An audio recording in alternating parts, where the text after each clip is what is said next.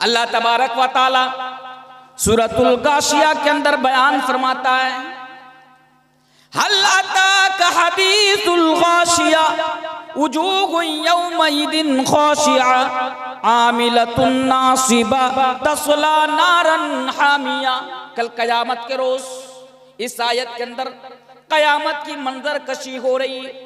اللہ فرماتا ہے کل قیامت کے روز کچھ لوگوں کا چہرہ ڈرا ہوا ہوگا، کچھ لوگ ڈرے ہوئے ہوں گے، ان کے چہرے پر خوف ہوگا، ان کے چہرے پر ڈر ہوگا، ان کے چہرے پر دہشت ہوگی۔ کل قیامت کے روز کچھ لوگ ڈرے ہوئے سہمے ہوئے ہوں گے، اور یہی وہ لوگ ہوں گے جن کو اللہ تبارک و تعالی جہنم کی کھولتی ہوئی آگ میں ڈال دے گا، جو جہنم کے اندر چلا جائے گا۔ اب ذرا بتائیے وہ کون لوگ ہوں گے؟ ہمارے ذہن کے اندر جو یہاں بات مت کیجیے گا، یہاں جو سامنے بیٹھے ہیں آپ لوگ بات مت کیجیے گا پلیز۔ کل قیامت کے روز وہ جہنم کے اندر جائیں گے، انہیں کھولتی ہوئی آگ کے اندر ڈال دیا جائے گا۔ میرے بھائیوں، جب جہنم کی بات آتی ہے تو ہمارے ذہن کے اندر یہ بات آ جاتی ہے کہ جہنم کے اندر کون لوگ جائیں گے؟ وہی لوگ جائیں گے جو دنیا میں گناہ کا ارتکاب کیا ہوگا، وہی لوگ جائیں گے جو دنیا میں نیک اعمال نہ کرتا ہوگا، وہی لوگ جہنم کے اندر جائیں گے جو دنیا کے اندر نمازیں نہ پڑھتا ہوگا، روزہ نہ رکھتا ہوگا، زکوٰۃ نہ دیتا ہوگا، وہی لوگ جہنم کے اندر جائیں گے۔ لیکن میرے بھائیوں، اس آیت کے اندر جن لوگوں کی بات کہی جا رہی ہے وہ بے نمازیوں کی بات نہیں کہی جا رہی ہے، زکوٰۃ نہ دینے والوں کی بات نہیں کہی جا رہی ہے، بلکہ اللہ تبارک و تعالیٰ تو یہاں پر یوں بیان فرماتا ہے عاملۃ ناصبہ، یہ وہ لوگ ہوں گے جو دنیا کے اندر بڑے بڑے نیک اعمال کر کے آئے ہوں گے، دنیا کے اندر بڑی بڑی نیکیاں کر کر آئے ہوں گے، نمازیں بھی پڑھے ہوں گے، زکوٰۃ بھی دیے ہوں گے، حج بھی کیے ہوں گے، عمرہ بھی کیے ہوں گے، صدقہ و خیرات بھی کیے ہوں گے، اس کے باوجود بھی نیک اعمال کرنے کے باوجود بھی اللہ تبارک و تعالیٰ ان لوگوں کو جہنم کی کھولتی ہوئی آگ میں ڈال دے گا۔ اب سوال پیدا ہو رہا ہے مولانا تنویر صاحب، آپ ہی اس کی وضاحت کر دیجئے، آپ ہی ذرا بتا دیجئے کہ نیک اعمال کو انجام دینے کے باوجود بھی، اعمال صالحہ کو انجام دینے کے باوجود بھی یہ لوگ جہنم کے اندر کیوں جائیں گے؟ میرے بھائیوں، اس کا جواب بہت ہی سیدھا ہے، اس کا جواب بہت ہی آسان ہے، اور جواب یہ ہے وہ اس لیے نیک اعمال کرنے کے باوجود بھی جہنم کے اندر جائے گا کیونکہ ان لوگوں نے دنیا کے اندر صرف نیک اعمال کیا تھا، اور نیک اعمال کرنے کے ساتھ ساتھ کچھ ایسا گناہ بھی کیا تھا، کچھ ایسا جرم بھی کیا تھا کہ جس کی وجہ سے ان کی نیکیاں برباد ہو گئی، ان کی نیکیاں تباہ ہو گئی، ان کے نیک اعمال تباہ ہو گئے، اور جس کی وجہ سے آج وہ ان لوگوں کو جہنم کے اندر جانا پڑا۔ کیا پتا چلا میرے بھائیوں، کیا پتا چلا اس آیت سے؟ توجہ کے ساتھ سنیے، بڑی قیمتی باتیں آج میں آپ کے سامنے بیان کر کے جاؤں گا۔ جلسہ آپ کو ہر روز مل جائیں گے، یاد رکھیے گا مولانا تنویر آپ کو ہر روز نہیں ملے گا، جلسہ آپ کو ہر روز مل جائیں گے۔ ہو سکتا ہے کہ اس موضوع پر بیان کرنے والا آپ اس موضوع کو سننے کو کم ملے، اس لیے بڑی توجہ کے ساتھ آپ آج میری باتوں کو سنیے۔ بہت جلدی میں بول رہا ہوں کیونکہ زیادہ ٹائم آپ لوگوں کے سامنے مجھے رہنا نہیں ہے، میری گاڑی ہے، گاڑی پکڑ کر مجھے آج گوہاٹی بھی جانا ہے۔ تو جو میں بول رہا تھا آپ لوگوں کے سامنے، نیک اعمال کرنے کے باوجود بھی جہنم کے اندر جائے گا، ہائے ہائے کتنی بڑی بات ہے، کتنی بڑی بات ہے میرے بھائی، ذرا سوچئے۔ تو پتہ کیا چلا کہ نیک اعمال کرنا صرف کمال کی بات نہیں ہے میرے بھائیوں، نیک اعمال کرنے کے ساتھ ساتھ ہمیں اپنے اعمال کی فکر بھی کرنی ہے، ہمیں اپنے اعمال کی حفاظت بھی کرنی ہے۔ جس طرح پیسے کی حفاظت کرتے ہیں نا، اکاؤنٹ میں ڈال دیتے ہیں تاکہ کوئی چور چوری نہ کر پائے، پیسہ برباد نہ ہو جائے، اس کو چھپا کے رکھتے ہیں تاکہ کوئی چوری نہ کر لے، پیسہ برباد نہ ہو جائے، سرمایہ تباہ نہ ہو جائے۔ اسی طرح صرف نماز پڑھنے سے کام نہیں چلے گا، صرف روزے رکھنے سے کام نہیں چلے گا، بلکہ وہ تو ضروری ہے، وہ تو فرض ہے، وہ تو کرنا ہی ہوگا، لیکن اس کے ساتھ ساتھ اس کی حفاظت بھی ہمیں اور آپ کو کرنی ہوگی تاکہ ہماری نماز برباد نہ ہو جائے، ہمارے روزے برباد نہ ہو جائے۔ آئیے اب میں آپ کو اصل موضوع کی طرف لے کر آتا ہوں۔ وہ کون سا گناہ ہے کہ جس کی وجہ سے اللہ تبارک و تعالی ہمارے نیک اعمال کو یا پھر ہماری عبادت کو اللہ تبارک و تعالی قبول نہیں کرتا؟ پہلے اس گناہ کو ذرا دیکھ لیجئے۔ حضرت عبداللہ ابن عباس وَيَمْحَقُ اللَّهُ الرِّبَا وَيُرْبِي الصَّدَقَاتِ کی تفسیر کرتے ہوئے حضرت عبداللہ ابن عباس اس آیت کی تفسیر کرتے ہوئے بیان فرماتے ہیں کہ جو بھی انسان، بڑے غور سے سنیے، ہو سکتا ہے کہ میری بات آپ کے خلاف ہو سکتا ہے کہ میری بات یعنی مولوی تنویر کی بات آپ کے دل پر جا کر لگے، لیکن میرے بھائیوں میں تو اپنی باتیں نہیں بتا رہا ہوں، میں تو حدیث کی بات بتا رہا ہوں۔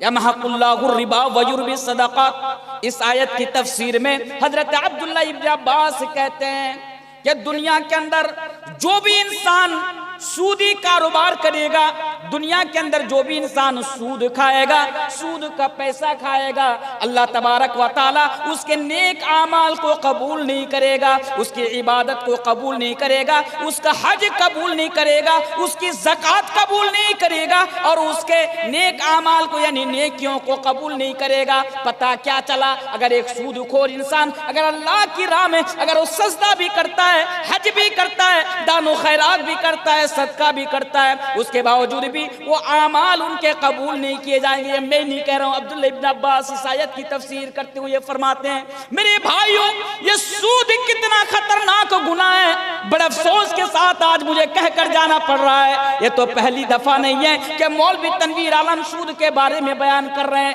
ہر سود کھانے والا انسان اچھی طرح جانتا ہے،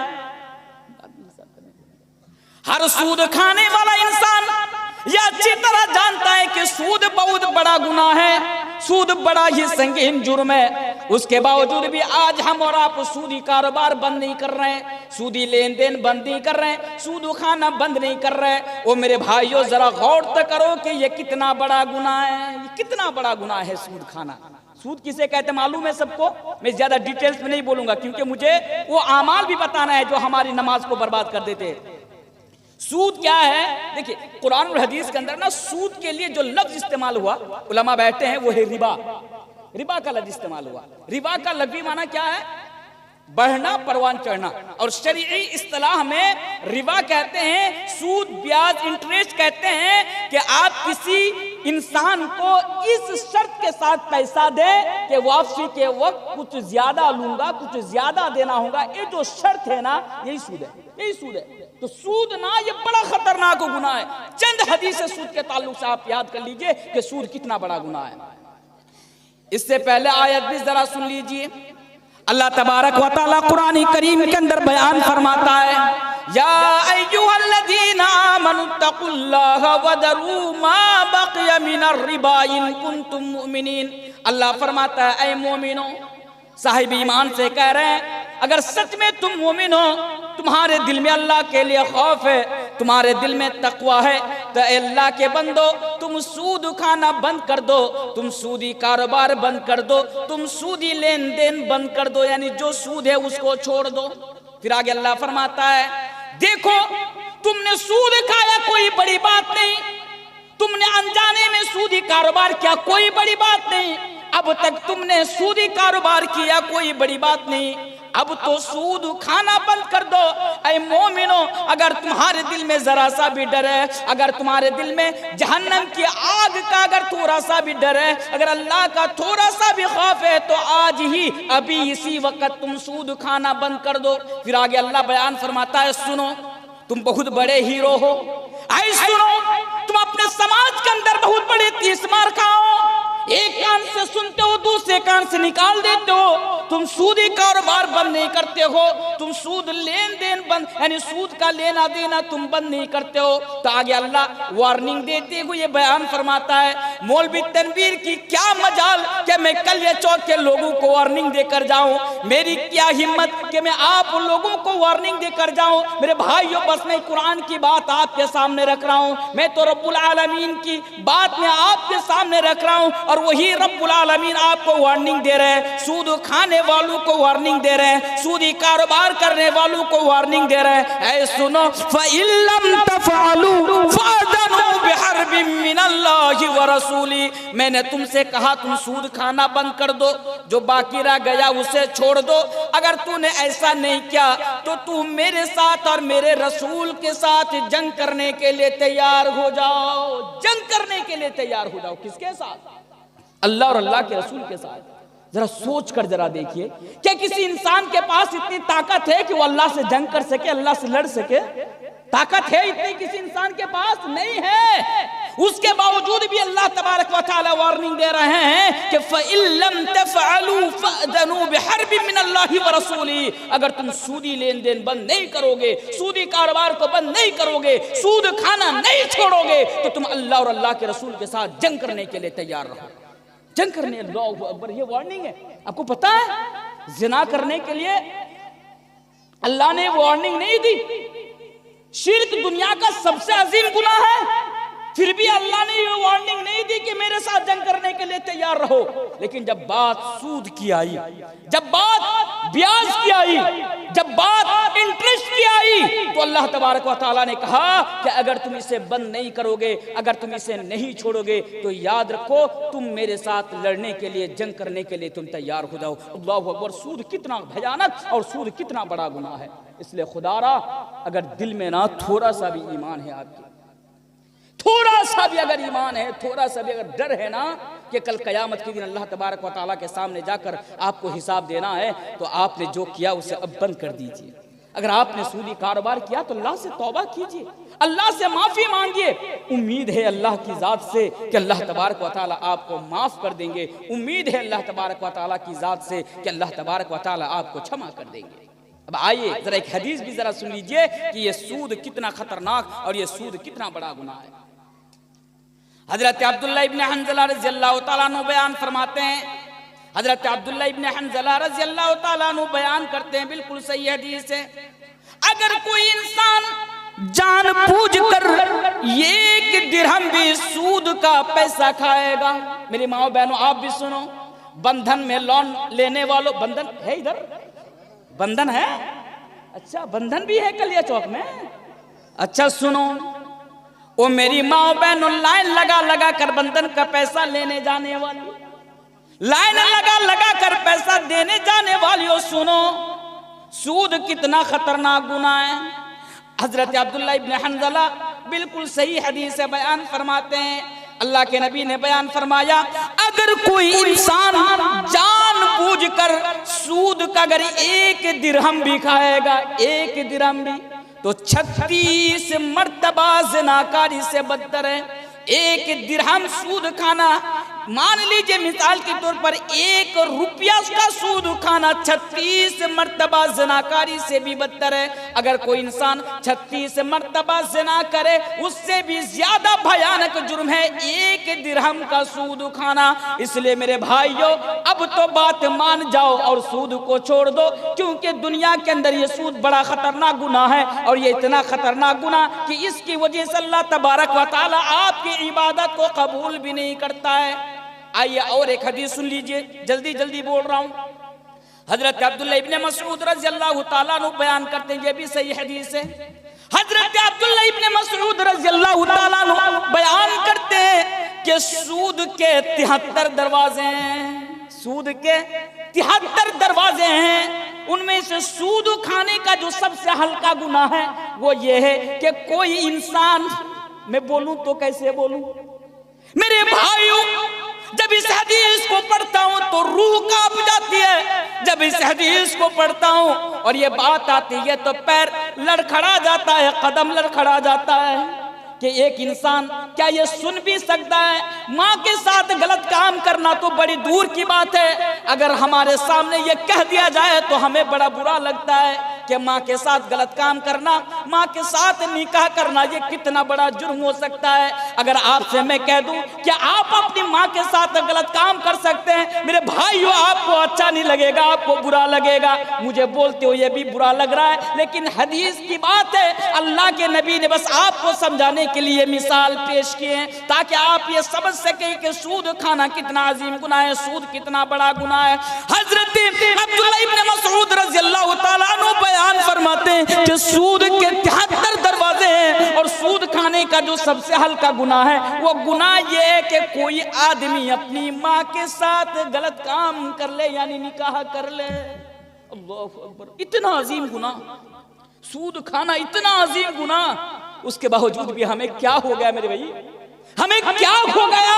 ہماری ایسی کون سی مجبوری آ پڑی کہ کہ آج ہم اور آپ سود کو چھوڑنے کو تیار نہیں ہو رہے؟ سن تو رہے ہیں نا، پہلی دفعہ تو میں سود کے اوپر بیان نہیں کر رہا ہوں نا، مجھ سے پہلے بھی آپ کے علاقے کے علماء کرام مسجد میں خطبہ کی شکل میں آپ نے سنا ہے نا، اس سے پہلے بھی کوئی علماء باہر سے آئے سود کے اوپر، سود کتنا خطرناک جرم ہے آپ کے سامنے بیان کر کے گئے بھی نا، پھر کون سی ایسی مجبوری آپ پڑے آپ کے پاس کہ آپ سود کو چھوڑنے کو تیار نہیں ہو رہے؟ سودی کاروبار میں دن بہ دن ہمارے سماج میں سود بڑھتا جا رہا ہے، گھٹنے کا نام ہی نہیں رہا۔ اور اللہ معاف کرے، شاید ہی کوئی گھر بچا ہوگا جو بندھن کا لون نہیں لیتے ہوں گے، شاید ہی کوئی گھر بچا ہوگا جو سودی پیسہ نہیں لیتے ہیں اپنا بزنس کو بڑھانے کے لیے، یہ کرنے کے لیے، وہ کرنے کے لیے۔ خدا را اب تو سنبھل جاؤ، اب وقت آ گیا ہے۔ آئیے اور ایک حدیث سنا دیتا ہوں، جلدی جلدی بول رہا ہوں، میں بار بار بول رہا ہوں میرے بھائیوں۔ حضرت جابر رضی اللہ تعالیٰ عنہ بیان فرماتے ہیں کہ سود کتنا خطرناک گناہ ہے، ذرا دیکھو۔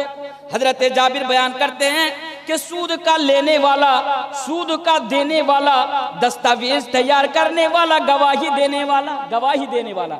ہمارے سماج میں نا کچھ ایسے لوگ بھی ہوں گے، آ کے کہتے ہیں چچا جان چلیے نا فلاں آدمی کے پاس۔ بولا کیوں رے؟ بولا سود کا پیسہ لینا ہے۔ بولتا نہیں میں تو نماز پڑھتا ہوں، میں سود نہیں لیتا۔ بھائی جان چلیے نا تھوڑا ان سے سفارش کرا دیجئے گا، گواہ بن جائیے گا، چلیے نا دلا دیجئے نا، وہ مانتے ہیں آپ کو بہت۔ بولا دیکھ میں تو سود نہیں کھاتا ہوں، لیکن اگر تو کہتا ہے تو چل میں تجھے سود کا پیسہ لے کے اٹھا کے دے دیتا ہوں۔ ایسا ہوتا ہے کہ نہیں ہوتا؟ ہوتا ہے نا سماج میں، تو ذرا سنیے۔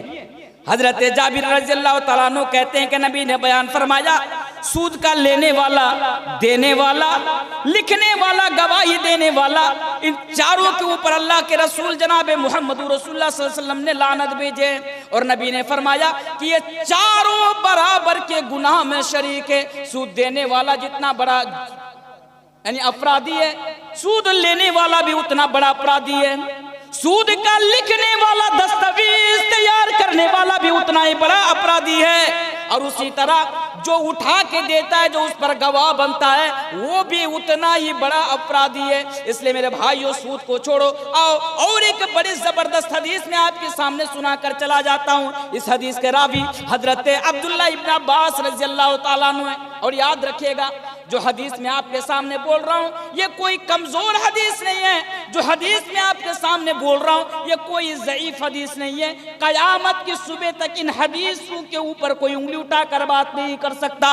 آؤ ذرا دیکھو تو صحیح کہ یہ سود کتنا خطرناک گناہ ہے۔ حضرت عبداللہ بن عباس رضی اللہ تعالیٰ عنہ بیان فرماتے ہیں کہ جس سماج کے اندر سود بڑھ جائے گا اور زنا بڑھ جائے گا، زنا تو سمجھتے ہوں گے نا، زنا، اللہ معاف کریں، یہ زنا بھی نا آج ہمارے سماج کے اندر بڑی تیزی کے ساتھ پھیل رہا ہے۔ میں آپ کو سچ بتا رہا ہوں، ایک بچہ ہونے کے باوجود بھی شادی کو 20 سال 25 سال ہو گیا، 2 بچے کے باپ ہیں، 3 بچے کے باپ ہیں، کسی بوڑھی کے ساتھ منہ کالا کر کے آ جاتا ہے نالائق۔ یہ خبر آتی ہے، لوگ بہت ساری جگہوں سے فون کرتے ہیں مولانا صاحب ایک مسئلہ پوچھنا تھا۔ بھئی کیا مسئلہ ہے ذرا بتاؤ تو؟ بول رہا ہمارے یہاں ایک داماد نے ساس کو لے کے بھاگ گیا، نعوذ باللہ، ساس تک کو نہیں چھوڑ رہے، یہ حال ہے آج مسلمانوں کا۔ میرے بھی یہ جو زناکاری ہے نا جو ہمارے سماج کے اندر بڑی تیزی کے ساتھ پھیل رہا ہے، میرے بھائیو زنا سے بچو، یہ بھی بہت بڑا جرم ہے، یہ بھی بڑا خطرناک جرم ہے، زنا بہت خطرناک جرم ہے، اس لیے زنا سے بچو، اپنی عزت و آبرو کی حفاظت کرو۔ موضوع نہیں ہے اس لیے میں آپ کو زنا کی طرف لے کر نہیں جاؤں گا۔ آئیے سود کے بارے میں بتا رہا ہوں، تو کیا بیان فرمایا حدیث کے اندر؟ حضرت عبداللہ ابن عباس رضی اللہ تعالیٰ عنہ بیان فرماتے ہیں جس گاؤں کے اندر، جس سماج کے اندر اور جس معاشرہ کے اندر زنا اور سود بڑھ جائے گا، وہاں کے باشندے یعنی وہاں کے لوگ اپنے اوپر اللہ تبارک و تعالیٰ کے عذاب کو حلال کر لیتا ہے۔ سوچا کبھی آپ نے؟ ہاں میرے بھائیوں، گاؤں کا نام کیا ہے؟ مسلم ٹولہ، نام بھی رکھا مسلم ٹولہ۔ یہ جو مسلم ٹولہ ہے، اگر اس گاؤں کے اندر اگر سود بڑھے گا، اس گاؤں کے اندر اگر زنا بڑھے گا، تو مسلم ٹولہ کے جو لوگ ہیں، جو باشندے ہیں، اپنے اوپر اللہ تبارک و تعالیٰ کے عذاب کو حلال کر لیتا ہے۔ یعنی ہر حال میں آپ کے پاس اللہ تبارک و تعالیٰ کا عذاب آپ کے اوپر آئے گا، ہر حال میں اللہ تبارک و تعالیٰ کی طرف سے آپ کے اوپر عذاب آئے گا، کیونکہ نبی فرماتے ہیں کہ جہاں پر سود اور زنا بڑھتا ہے وہاں کے لوگ اپنے اوپر اللہ تبارک و تعالیٰ کے عذاب کو حلال کر لیتا ہے۔ تو سود کتنا خطرناک گناہ ہے، اس لیے سود کو چھوڑے۔ آئیے اور ایک حدیث بتا دیتا ہوں، صرف حدیث بتا کے جا رہا ہوں، ادھر ادھر کی بات میں آج نہیں کروں گا، اس لیے بھی نہیں کروں گا کیونکہ یہ میرا مقصد نہیں آنے کا، اور دوسرا یہ بھی ہے کہ مجھے بہت جلدی آپ کے یہاں سے ودا لینا ہے۔ آئیے اور ایک حدیث سنتے چلے جائیے، یہ بھی صحیح حدیث ہے کہ سود کتنا خطرناک جرم ہے۔ اللہ کے پیارے رسول جناب محمد رسول اللہ صلی اللہ علیہ وسلم بیان فرماتے ہیں کہ میں نے خواب میں دیکھا، خواب میں، اور یہ بات یاد رکھیے گا، ہمارا خواب جھوٹا بھی ہو سکتا ہے، سچا بھی ہو سکتا ہے، لیکن نبیوں کا خواب جھوٹا نہیں ہوتا، جھوٹا نہیں ہوتا۔ اللہ کے پیارے نبی بیان فرماتے ہیں کہ میں نے خواب میں دیکھا، دو فرشتے آئے مجھے ایک جگہ لے کر گئے، لمبی حدیث ہے، ایک جگہ لے کر گئے۔ میں وہاں جا کر کیا دیکھ رہا ہوں کہ ایک خون کا دریا ہے، دریا سمجھتے ہیں، ندی، تالاب، ایک خون کا دریا ہے، ایک خون کا تالاب ہے، ایک خون کی ندی ہے، اور بیچ دریا میں ایک آدمی خون کے ندی میں ڈوب رہا ہوتا ہے۔ اور اللہ کے نبی بیان فرماتے ہیں کہ قریب میں، یعنی کنارے میں، تالاب کے کنارے میں، دریا کے کنارے میں ایک آدمی کھڑا ہے، اور اس کے سامنے بہت سارے پتھر رکھے ہوئے ہیں، پتھر کی ڈھیر ہے۔ وہ آدمی جو خون کے دریا میں تیر رہا ہوتا ہے، وہ بچنے کے لیے، اپنی جان بچانے کے لیے وہ کنارے کی طرف آتا ہے۔ اس دریا سے نکلنے کے لیے جب قریب آتا ہے تو کنارہ میں جو شخص کھڑا ہے وہ پتھر اٹھاتا ہے اور اس آدمی کے منہ پہ زور سے مارتا ہے، پھر وہ بیچ دریا میں چلا جاتا ہے، پھر وہ دریا کے وسط میں چلا جاتا ہے۔ بار بار ایسا ہوتا ہے، خون کی ندی میں تیرنے والا آدمی، خون کے دریا میں تیرنے والا آدمی جب کنارے پر آتا ہے تو کنارے کے اوپر جو شخص کھڑا ہوتا ہے وہ پتھر اٹھاتا ہے اور زور سے اس کے منہ پہ دے مارتا ہے، پھر وہ بیچ میں چلا جاتا ہے۔ اللہ کے نبی بیان فرماتے ہیں کہ میں نے ان دونوں فرشتوں سے سوال کیا، میں نے پوچھا کہ آخر بات کیا ہے، ماجرا کیا ہے، اسے سزا کیوں دی جا رہی ہے، یہ آدمی خون کے دریا میں کیوں تیر رہا ہے اور بار بار اس کے منہ پر کیوں پتھر مارا جا رہا ہے، بار بار اس کے منہ پر پتھر کیوں مارا جا رہا ہے؟ فرشتوں نے جواب دیا، اللہ کے نبی بیان فرماتے ہیں کہ یہ وہی شخص ہے جو دنیا کے اندر سود کھاتا تھا، یہ وہی شخص ہے جو سودی کاروبار کرتا تھا، یہ وہی شخص ہے جو سودی لین دین کرتا تھا، جس کی وجہ سے اللہ تبارک و تعالیٰ اسے یہ سزا دے رہے ہیں اور مسلسل اسے یہ سزا ملتی رہے گی۔ تو پتہ کیا چلا میرے بھائیو، سود کتنا بھیانک اور کتنا خطرناک جرم ہے۔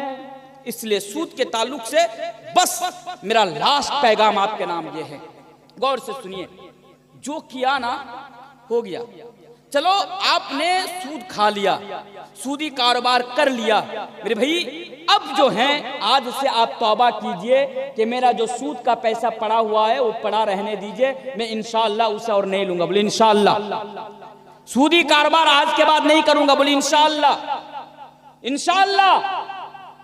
اچھا انشاءاللہ نہیں بولیں گے، ٹھیک ہے بھئی، فیصلہ آپ کا ہے، فیصلہ آپ کو کرنا ہے کہ آپ بولیں گے یا نہیں بولیں گے، سود سے آپ بچیں گے یا نہیں بچیں گے۔ پر یاد اتنا رکھیے کہ سود اتنا خطرناک گناہ ہے کہ سود اگر کھائیں گے نا، آپ کی عبادت اللہ تبارک و تعالیٰ کے ہاں قبول نہیں ہوگی میرے بھائیو۔